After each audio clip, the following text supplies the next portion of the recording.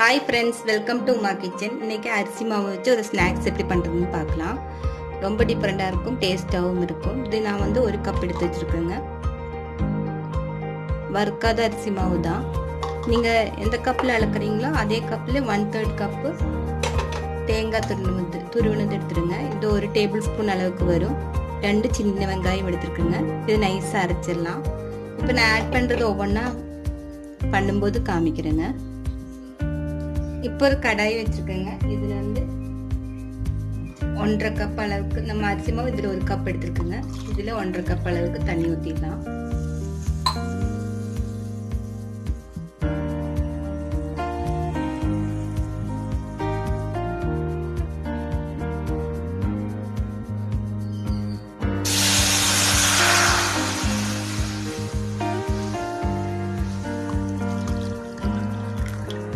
அரிசி மாவு ஒரு சிலதுக்கு தண்ணி கொஞ்சம் ஜாஸ்தி தேவைப்படும், பார்த்து நீங்க யூஸ் பண்ணிக்கோங்க. இப்போ வந்து நம்ம அரைச்சி வச்ச தேங்காய், சின்ன வெங்காயம் இதை ஆட் பண்ணிக்கலாம்.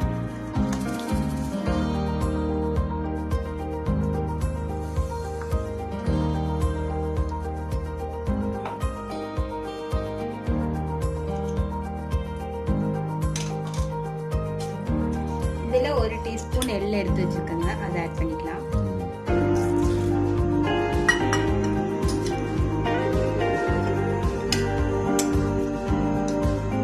அரை டீஸ்பூன் அளவுக்கு ஜீரகம் ஆட் பண்ணிக்கலாம்.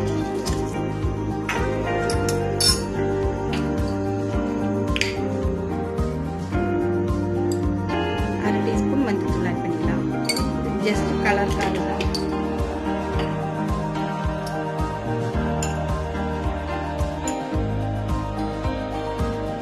1/4 டீஸ்பூன் அளவுக்கு உப்பு ஆட் பண்ணுறேங்க. மிக்ஸ் பண்ணிட்டு பார்த்துக்குங்க. இதில் என்ன க்ரஷ் பண்ண மிளகா கூட ஆட் பண்ணிக்கலாம். சில்லி ஃப்ளேக்ஸ் சொல்லணும் இல்லைங்களா, அதை கூட ஆட் பண்ணிக்கலாம். ரொம்ப நல்லா இருக்கும்.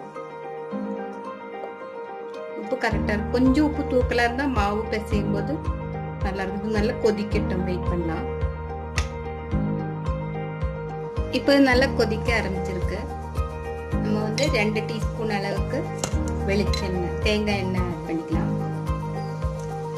தேங்காய் எண்ணெய் இல்லைன்னா ஆயில் ஏதோ ஒன்று பண்ணிக்கலாம்.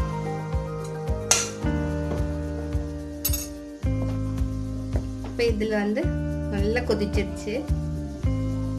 கொஞ்சம் கொஞ்சமாக கட்டி இல்லாமல் மாவு ஆட் பண்ணிக்கலாம். அரிசி மாவு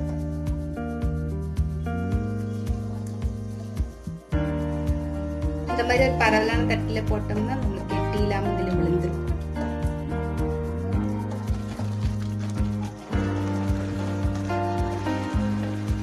இது நல்ல ஒரு கை பொறுக்கிற சூட்டில் நல்ல பிசையணுங்க. பாருங்க, 1/2 கப்பு தண்ணி கரெக்டாக வந்துச்சு. இதில் சப்போஸ் உங்களுக்கு தண்ணி பத்தலை அப்படின்னா கொஞ்சம் சுடு தண்ணி ஊற்றிட்டு பிசைஞ்சிருங்க. நம்மளுக்கு மாவு ரெடி ஆயிடுச்சு. இது கொஞ்சம் மாற்றி வச்சுக்கலாம்.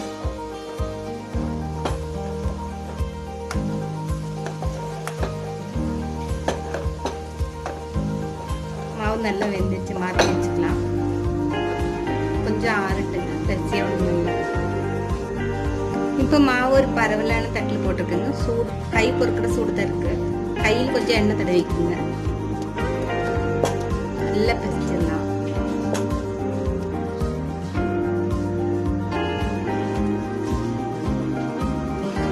சூடாக தான் இருக்கு.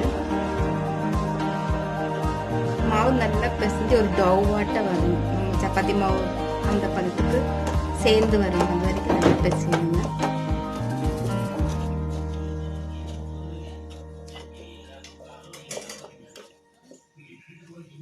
நான் நல்லா பிசைஞ்சிட்டு உங்களுக்கு காமிக்கிறேன்.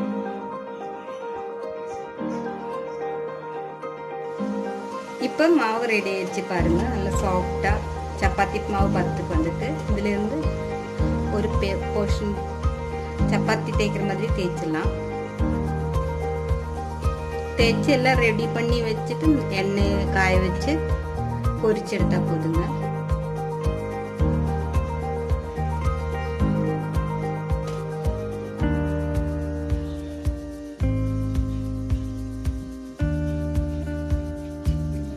இப்போ தேய்க்க ஆரம்பிச்சிடலாம்.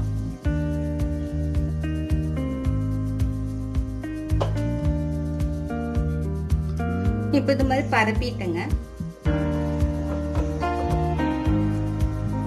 சப்போஸ் உங்களுக்கு பரப்பும்போது வெடிப்பு இந்த மாதிரி வந்துச்சுன்னா கொஞ்சோண்டு தண்ணி, பச்சை தண்ணி ஊற்றி நல்லா பிசைஞ்சிருங்க. இதை எடுத்து இந்த மாதிரி இல்லைங்களா, இல்லைன்னா விரல வச்சு இந்த மாதிரி பண்ணலாம். இல்லைன்னா நான் இப்போ இந்த லைட்டர்ல பண்ண போறேங்க.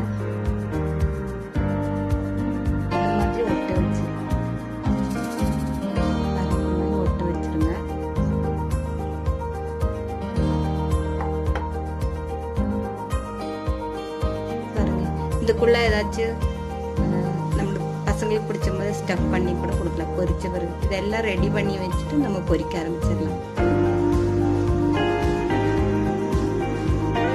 இப்போ எண்ணெய் காய வச்சுக்கோங்க. நான் தேங்காய் எண்ணெய் தான் ஊற்றிருக்கிறேன். நீங்கள் ஆயில் வேணாலும் எடுத்துக்கலாம். எண்ணெய் கொஞ்சம் காயட்டும். காஞ்சிட்டு கொஞ்சம் மீடியமில் வச்சுருங்க. இது ரெடி பண்ணி வச்சுட்டு பாருங்க. இந்த மாதிரி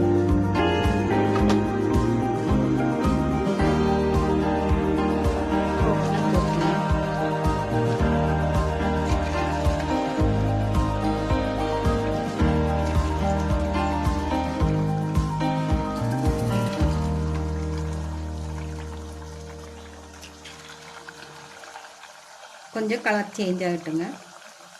இந்த பபிள்ஸ் எல்லாம் அடங்கிடும். முறுக்கெல்லாம் சொல்கிற மாதிரி தான்.